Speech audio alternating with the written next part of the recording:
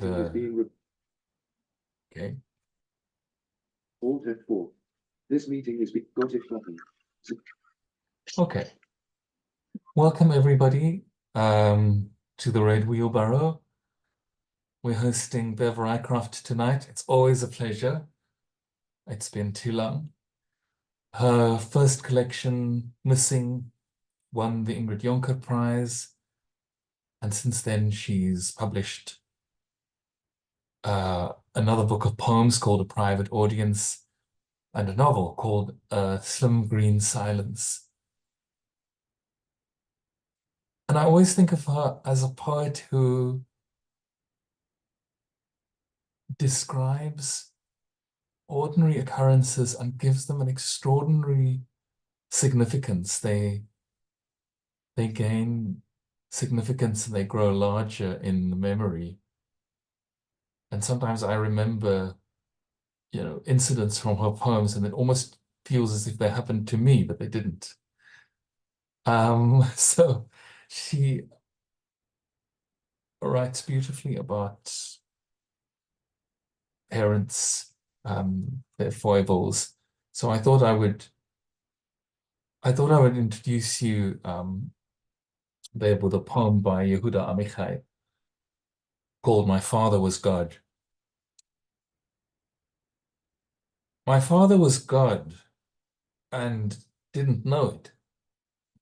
He gave me the 10 commandments, not in thunder and not in anger, not in fire and not in a cloud, but gently and with love. He added caresses and tender words, would you and please, and chanted remember and keep with the same tune, and pleaded and wept quietly between one commandment and the next. Thou shalt not take the name of thy Lord in vain, shalt not take, not in vain. Please don't bear false witness against your neighbor. And he hugged me tight and whispered in my ear, thou shalt not steal, thou shalt not commit adultery, shalt not kill. And he lay the palms of his wide open hands on my head with a Yom Kippur blessing. Honor, love, that thy days may be long upon this earth.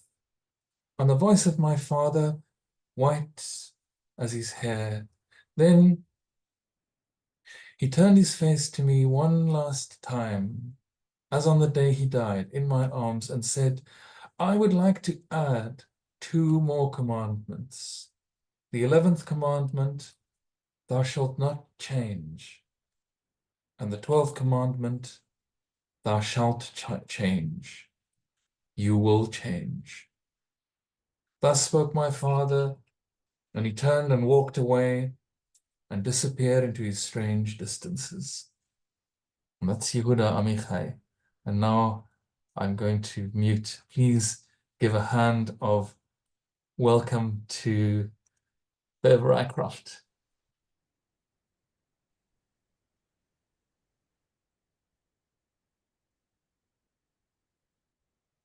The floor is yours.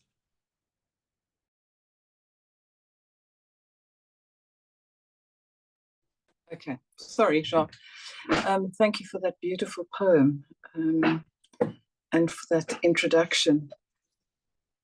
Before I started, I just wanted to pay a tribute to Margaret Clough, who died on Monday. She was a doyen of Fanula Dowling's poetry classes, but also much loved by many other poetry lovers. And I would like to read just a line of Fanula's tribute to her. With Margaret's death, we lose a continent of goodness, the very, very best of human nature, but we still have her poetry. And a collection of her final poems is being put together. I haven't got too many poems tonight, but they've gathered themselves around the rough areas of place and people. The first one is called Song for My City. My city is to me as waterfront to weekend traffic, and Table Mountain to mist. It's as Fynbos to flame, Liesbeek River to wandering and human waste. My city's to me as Plumstead sky to homing pigeons, magnets to iron filings. It's as black bin to discarded food and discarded food to Bergie. I love my city. To multitudes, my city is as Camps Bay boulders to Atlantic Sea, Muizenberg to surfers and great white sharks. It's as bags of nachos to the Klapmuts interchange, and as Cape Town International to the 1.4 million tourists who love my city too. Many others are to this city as car guard is to parked car, plastic tent to Cape Town Castle, scrawled graffiti to cement wall, welcome to the corner of reality. Many, too many, are as upturned palm to red traffic light, passing child to stray bullet, hands to face, heart to mouth, knees to indifferent earth.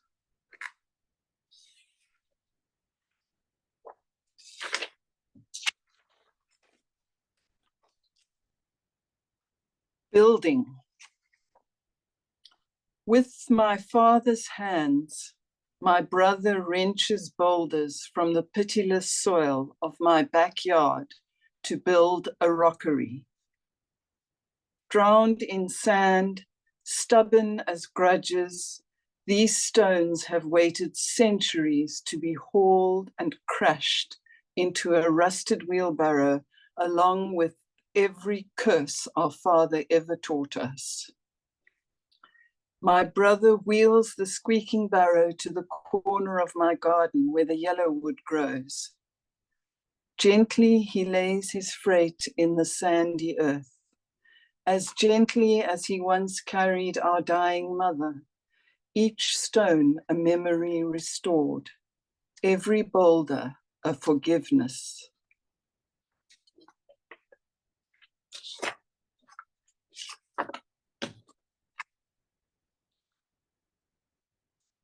This was written for a daughter who turned 30.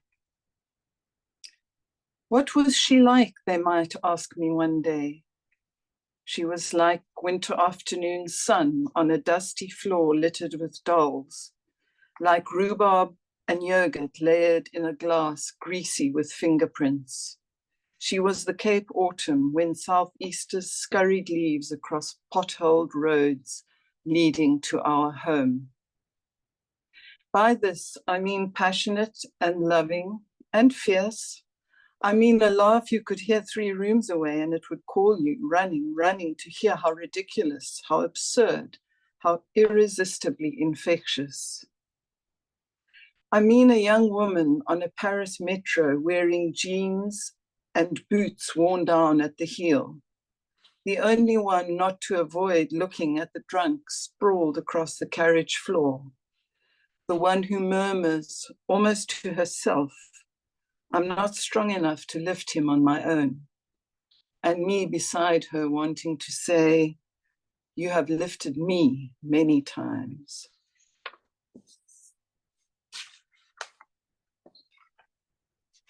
My grandson was born during COVID, so we only met him at when he was about 6 months. And of course, it was still a time of great anxiety and trauma for many people. But perhaps that was what caused me to be struck even more by the wonder of a fresh infant, how the world that we are so jaded with, they gaze at with such awe and wonder. And I watched him one night being held up to the lights of Dublin, and it brought to mind Keats's sonnet on first looking into Chapman's Homer. And I'd just like to read you the last 6 lines of that sonnet before I read the poem that I wrote. Then felt I like some watcher of the skies when a new planet swims into his ken, or like stout Cortez when with eagle eyes he stared at the Pacific, and all his men looked at each other with a wild surmise, silent upon a peak in Darien. The poem I wrote is called Notes for a New Statue. Most of this world is water. Up there, where I'm pointing, that's sky. Those are seagulls. They fly. Your father was born in Africa. Your mother in China, Anhui. 1 + 1 = 2. One more makes it 3. China produces much gold. Cape Town lies oceans from here. Columbus claimed to discover America, though people were already there. All this we have yet to teach you. You'll grow used to our voices in time. Tonight, little chameleon, we learn from you. How mesmerized you stare at the shadow and glare of Dunleary's massive gulls. You blink at their arcane cries. How still and absorbed your expression as we hoist you in your flannel pajamas to the window to gaze at Dublin's lights. How spellbound the rest of us, watching you, speechless, as if all struck suddenly silent upon a peak in Darien.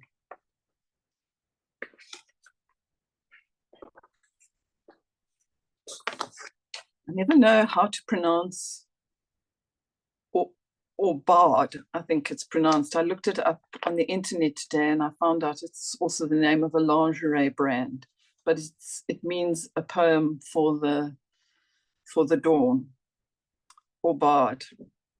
Walk past the night watchman and through the iron gates, past the homeless man asleep at the entrance, past 5-meter walls frilled with razor wire, down concrete steps to the beach.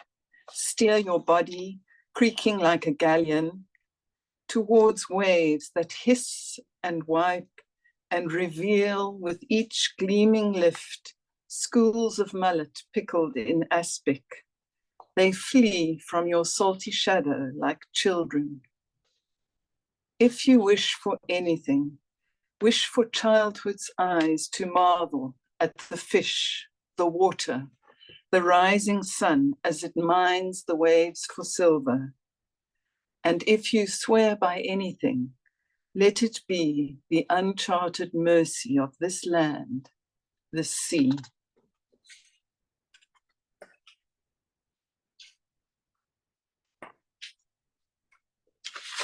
I'm going to another city now, to when I visited my children in London recently. This poem I was finding difficult to open with, and there was a prompt from Fanula's poetry class, which proved very helpful. Nothing so lonely as the delinquent robin in a backyard in Hampstead that trills through the mashup of ambulance and car and bus. Nothing so fruitless as the white willow in which she perches. Its unmanicured leaves tickle the air, file and type in a language humans no longer understand. We have come to regret this.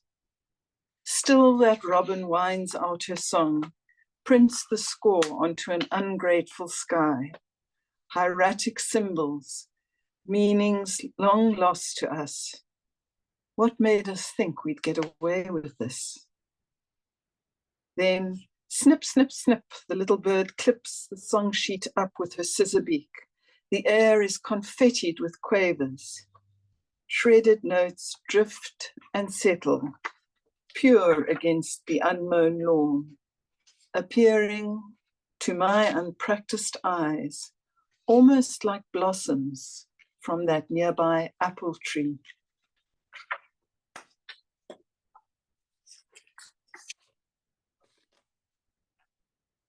My children like to tell anyone who will listen that when they left home, I sold the bed so they couldn't come back, which is not entirely a lie, but there's another side to the story if any of them are listening tonight. Stigmata. Green you were, a seed that lodged in the crevice below my heart. The uprooting was brutal. With each contraction, a giant hand slammed me against a rock face, scooped my mangled body up, and smashed it against granite again. Outside me at last, you slept like the survivor of an earthquake in my arms. Tough you grew, as if chips of marble had lodged themselves in your spine, singing like Kubla Khan of a lost paradise. Cold, older, I waned, thin my skin, like water, lake surface beneath a stormy sky, hurt by its reflection above, pockmarked with loss, every raindrop a piercing.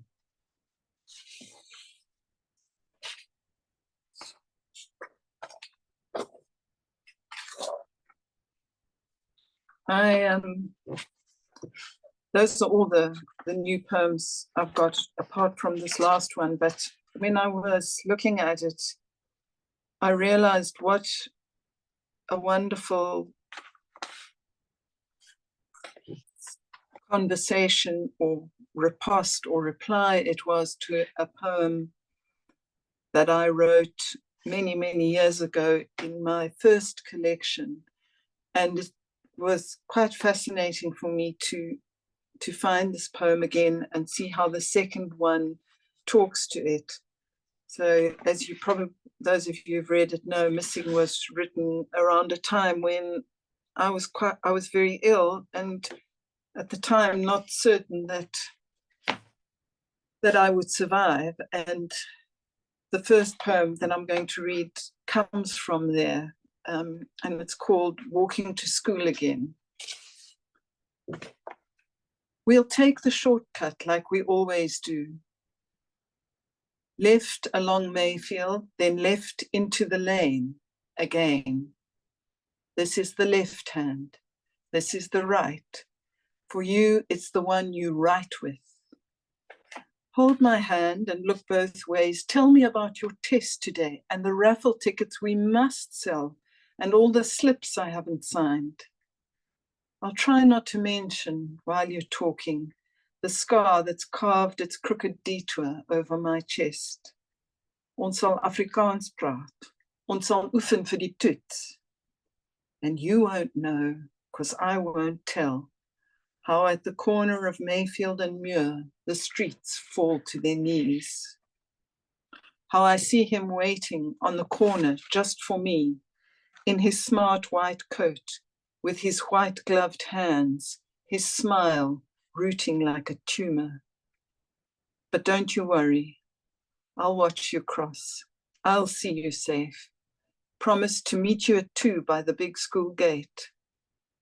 I'll walk home on my own, just the way we came. No shortcuts, no detours, no dodging that corner or the quiet chanting. Black, white, left, right, cross over now, says the lollipop man.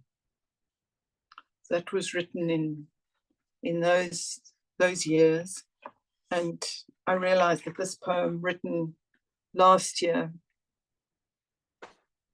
is its twin many years later. And I'm filled with such gratitude when I read both these poems.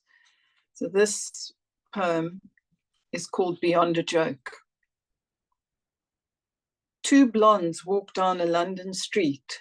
One turns to the other and says, I don't know what she says. I'm too far behind, and my hearing's not what it used to be. This is something both blondes tell me frequently. They are blonde from their father's side, curated by me. Never mind, never mind. They are young, smart, and beautiful, and despite their teasing, kind. My work these days is to lag in the wake of their laughter, grateful to watch them stride towards a future wider than mine. Because I prayed to gods I hardly believed in, to see them past childhood. And here I am, still their mother, and I am so very grateful for that.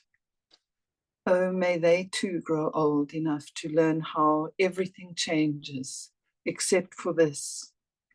I conceived them. I bore them. That's my punchline. That's my punchline.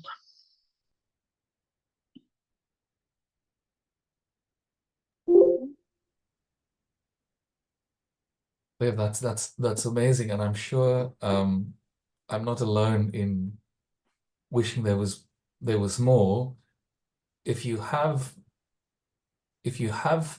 one or both of your collections with you, there's Yeah, still time if you'd like to read a few more poems, greatest hits or others. sure. Um, you're I've most got the second collection here, so I can read the three from those. please. Matchless. My dad was a motorbike champ. He rammed the pedal of that 1957 Matchless with the ball of his foot and pulled a trigger, bulleting right to the record-breaking bend of the East London track, the trembling checkered flag. Goggled, gloved, greased back, he showed them all, once and for all.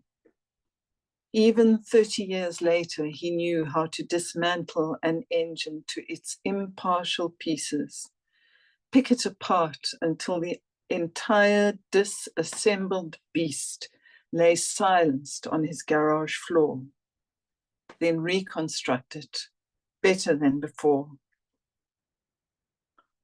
The three of us he dissected too, laying our soft sections out in careful rows. No challenge that. One skillfully twisted phrase shattered everything. It was the putting together again that baffled him. And because I've done one about my dad, I love to do the one about my mum. It's called Victrola. My mother's heart is dark with longing, a black disc spinning for her children and their children and their children's children, and also the children of others in that strict playing order. Beneath the hiss and cough of 1,000 scars, my mother's heart keeps time with waltz of wind through oleanders, rough tango between Atlantic and rocky shore. When my daughter climbs up to lay her head on my mother's chest, she springs the lid to a secret cabinet. A needle drops to the shining hoop and sounds my childhood bossa nova.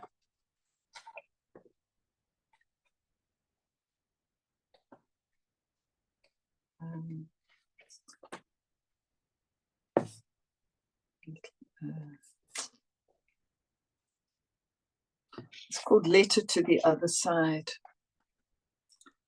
Here is the news, Dad. Promise you won't be cross. In my dreams, you still prowl. Sometimes I stand behind you till you turn and stamp your foot and bellow, no, in astonishment and joy. Mom has traded in your compressor for a Mercedes 6.5 and traveled to America twice. When the electricity fails, Paul from downstairs brings tea made on his gas stove. Sometimes they talk about you. Every day she goes to sculpture or art or tape aids for the blind, building and shaping those statues stopped inside her for 50 years, quietly soaping them down, closing large fingers around their palms, rubbing chilly hands to life again.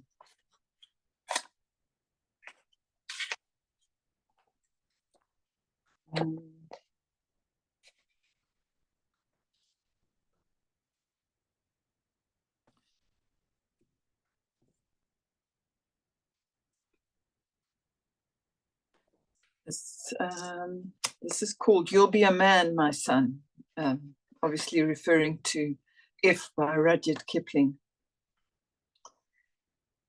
We kept a healthy distance when Dad took to the rocks, shouldering his fishing rod, swinging a bucket of red bait or stinking prawns.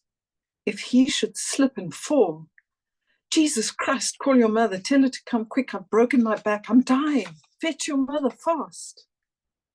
In the kitchen, Ma would loosen her apron unhurriedly. 3 times she'd fold that apron up before stepping onto the cottage lawn to check the old man was back on his feet, whistling as he cast out again. He'd only glance back once to make sure she was there. She who kept in her large hands the nylon line, the crazy burning reel that stopped the rest of us from spinning out to sea. And I'll just read The Magical Fish. I like reading that one. Can find The Wonderful Magic Fortune-Telling Fish.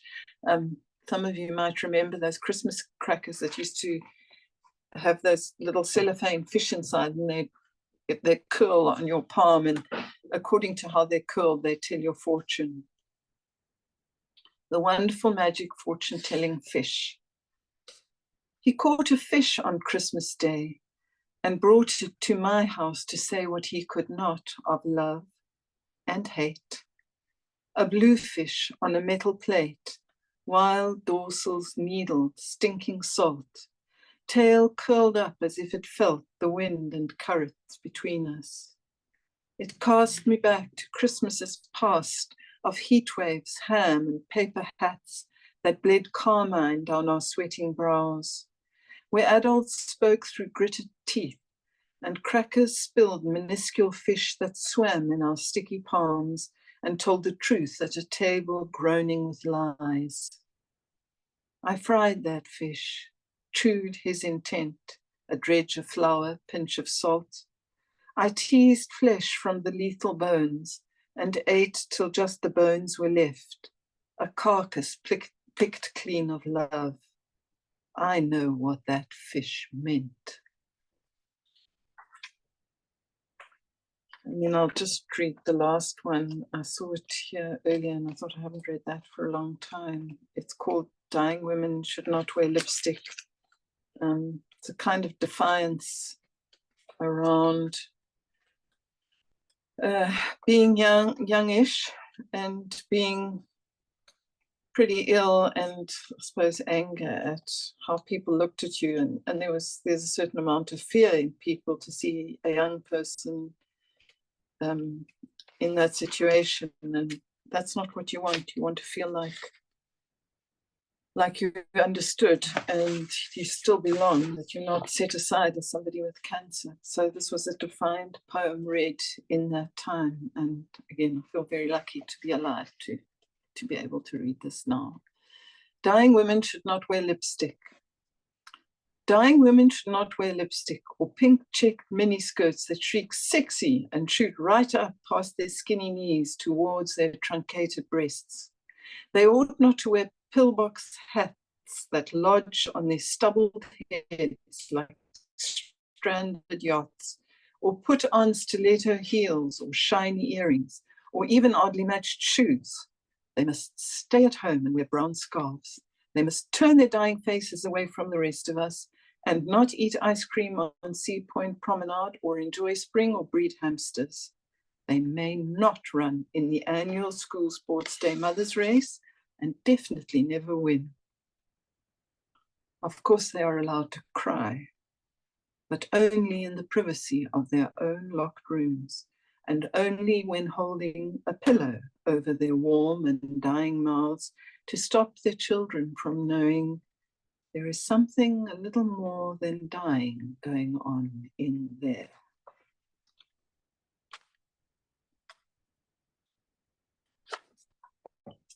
It's like I wanted to stop on something a little more cheerful.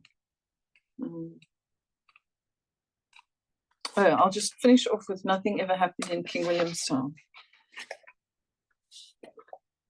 Some nights when this city won't let me sleep, I like to remember how I once squeezed a trigger and launched a Coke tin into the humid air.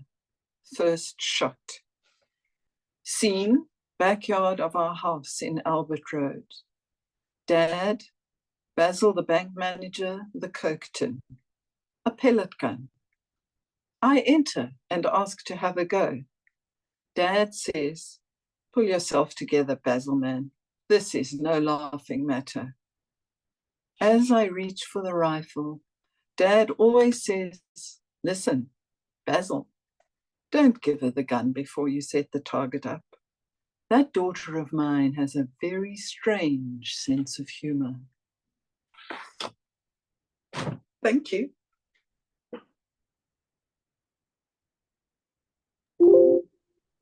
I must just pull myself together. That was absolutely amazing. I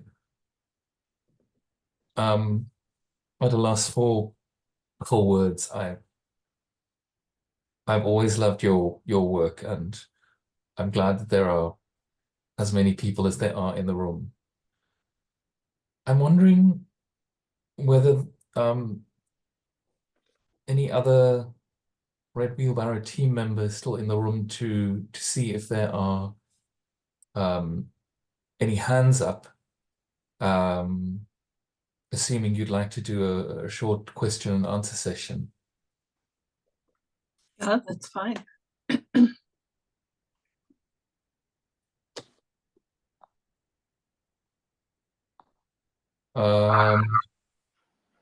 Hello, Jacques. We are still in the room. It is going to take over. That's fantastic. I was about to say, okay, let's have anarchy. And it was absolutely beautiful, Beverly.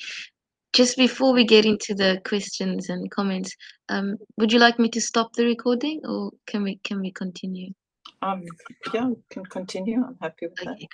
Okay, great.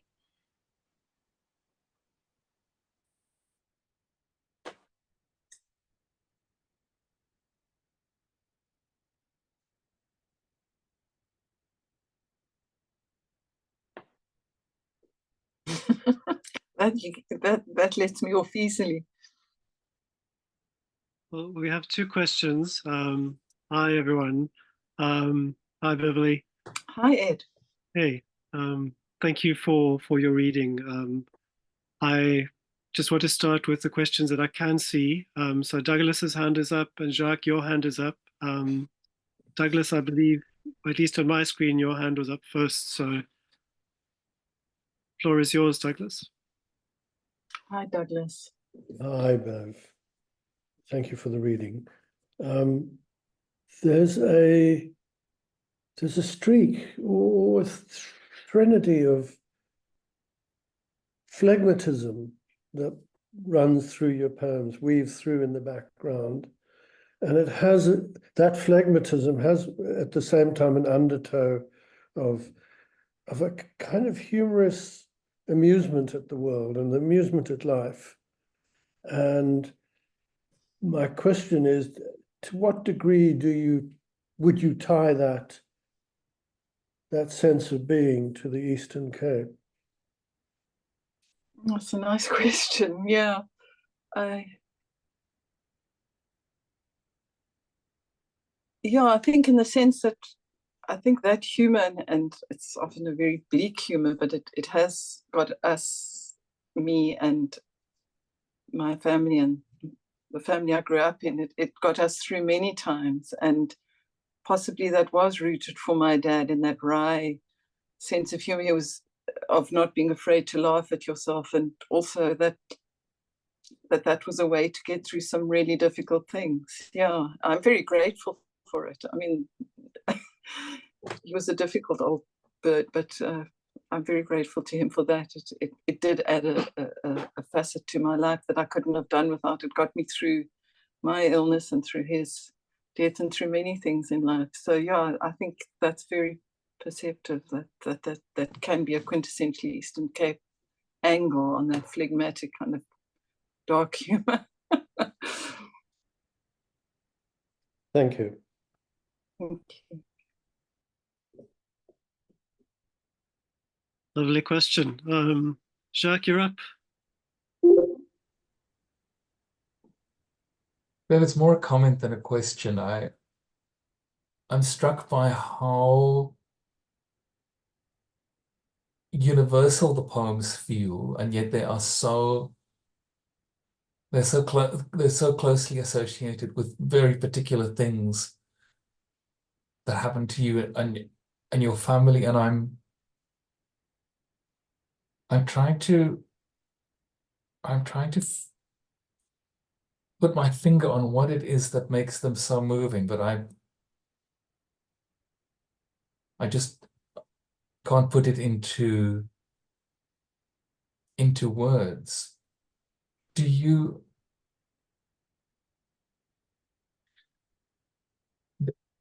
Does it start with, it starts with memory, doesn't it? It starts with remembering things that won't leave you alone. Yeah, it's that lovely quote from Louise Gluck. We see the world once in childhood, the rest is memory. Wow. And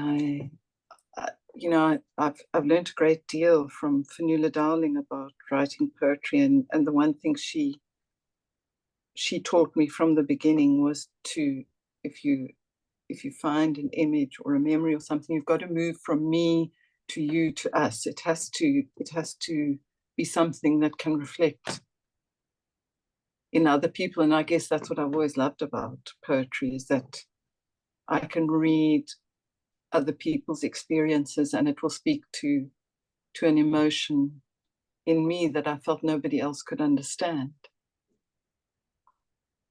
Yeah, I got goosebumps now because that's such a simple thing. Then from me to you, Yeah. Yeah. I've never thought of it like that. I must go back to school. That's wonderful. Yeah, thanks for that comment, John. Thank you.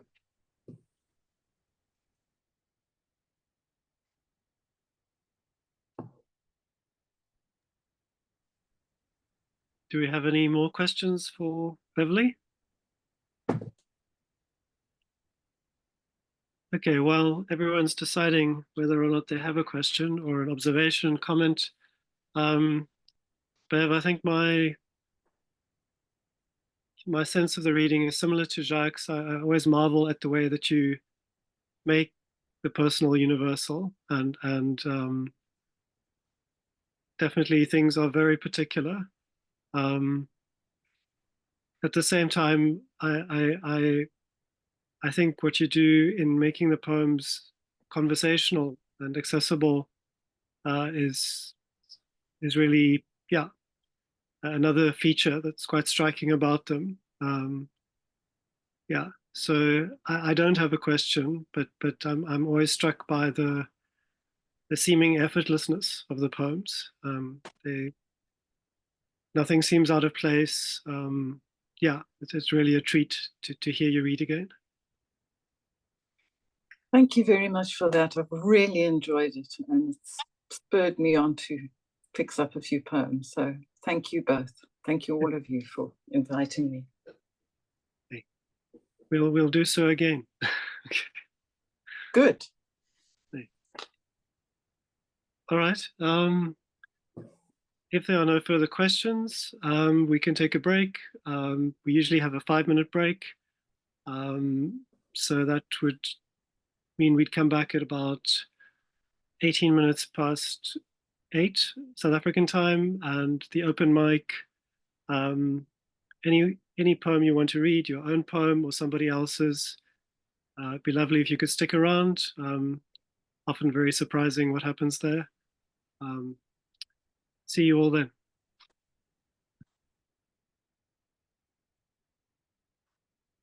Hello, Raisin.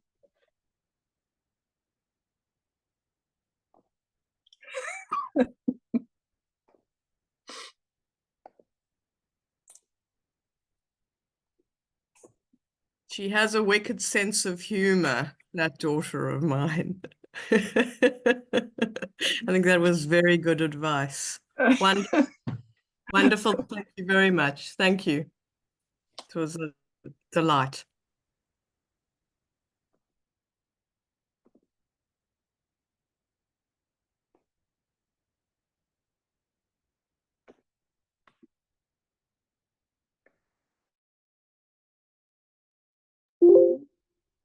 I heard a story about a pigeon, touching story about a pigeon today, and I immediately thought of the about your father flying pigeons. And I forget the detail. You had to launch them, I think, but I remember the feeling and the tone of it more than the detail. It's lovely.